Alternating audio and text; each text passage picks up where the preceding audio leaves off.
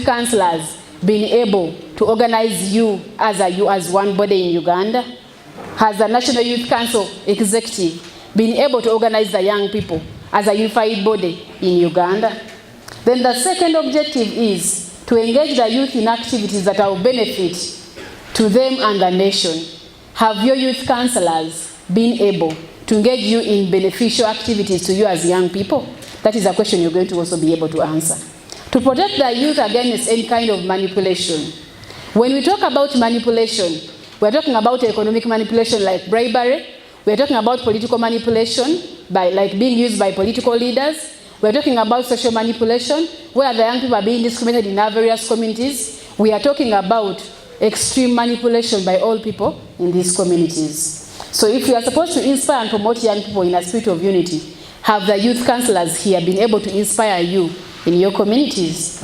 To establish channels through which economic and social services are going to be reached, have the youth councils been able to connect any young people to get social services in Uganda?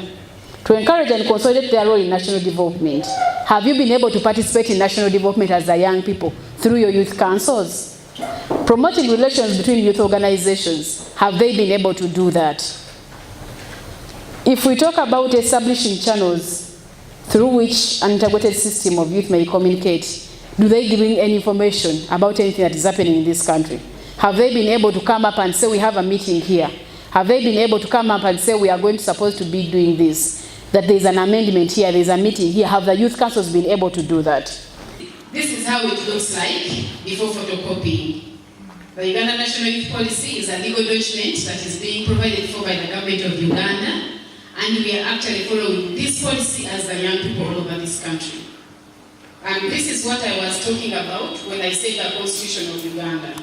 This is the 1995 Constitution of Uganda that we are actually practicing in Uganda today, and we have been following since 1995. Some amendments have been done too, but still, it is the same Constitution.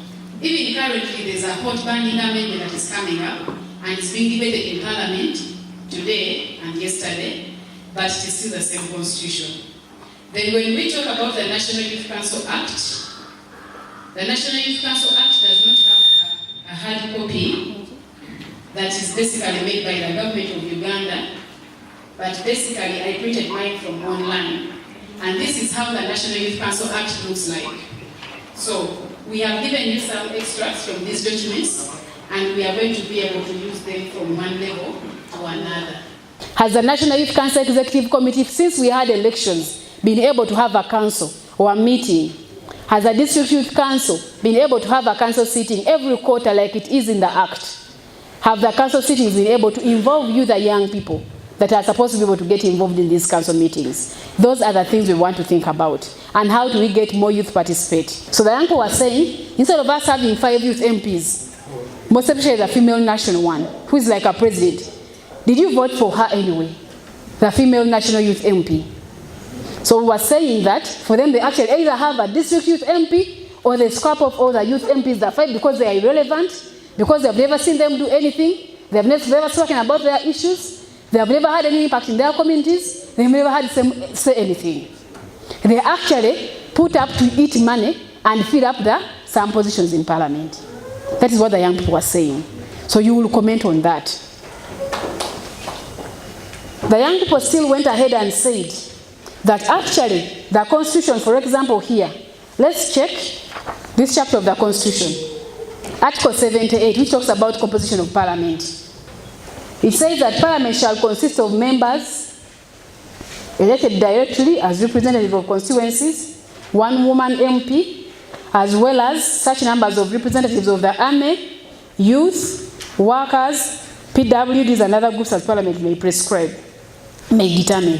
So, there is an allowance here for us to have district youth MPs members, because it says, as Parliament may determine. The Constitution doesn't provide for 5 youth MPs only. No. We can actually have district youth MPs from every district according to the existing laws of Uganda. So we do not have to fear to talk about a demand from government if that's what you want. If we want district youth MPs from every district, let's demand for it as the young people who are united as one. Because the law provides for that. Of course, they'll tell us about the cost. They will tell us about everything, the space in Parliament. They will tell us about the cost implication of how members of Parliament are going to get the money, but we have a solution for that. First of all, we say the law existing now can be able to allow us as the young people have district youth MPs in every district. It is basically about amplifying youth voices in electoral democracy. So we want to see how can we be able to identify those platforms that we can be able to pass through to ensure that the youth voices can be heard. Is it going to be social media platforms? Is it going to be through radio talk shows? Is it going to be through TV platforms? Are we going to go on the streets? Are we going to go tell our members of Parliament? How do we speak to them to hear our voices and ensure that we actually participate in elections in Uganda?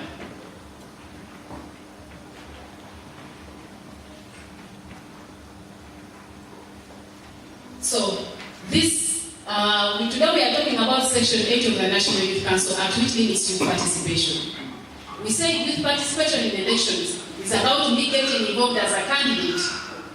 It's about me getting involved and going to vote. So we want to utilize media as much as possible for the people to be able to hear us. That is why I said, actually, from this meeting, we're going to be able to have a talk show where the young people are going to be able to speak out their problems. What has the youth MP done? Has he ever come to consult you about the amendment of the Constitution to remove age limit? Has he ever come to you since you elected him? Has he ever come to know what problems are affecting you in this sub-county? Has he ever talked about any problems in the Parliament? Have you seen him on TV speak about youth problems in the Parliament that are affecting the young people in this region, northern region? That is what we want to discuss about. Without expressing our ideas, without talking about the issues affecting us, without talking about the issues actually that are concerning us as the young people and leaving us behind as the young people. That is why we say that my voice should be freed. We should have a free voice as the young people to be able to all participate in these elections as all the young people. So my voice campaign, like I said, is about identifying platforms through which we can be able to discuss our ideas. We can be able to amplify our youth voices to be heard in State House in Entebbe, to be heard in the Parliament of Uganda, to be heard in the Cabinet, to be heard in the district, to be heard everywhere in this country called Uganda. Because we are the majority, we are the people who have the stake in this country, we have a say in this country, but we have been left behind as the young people. So that's why we say that a youth voice is all that Uganda needs. Your voice is what Uganda needs. My voice is what Uganda needs. Not a voice of somebody who is my elder, who is my grandfather. They have done their part. Where are we as the young people? They have contributed something to this country. What have we done as the young people? When are we going to start participating? When shall our voices start being heard?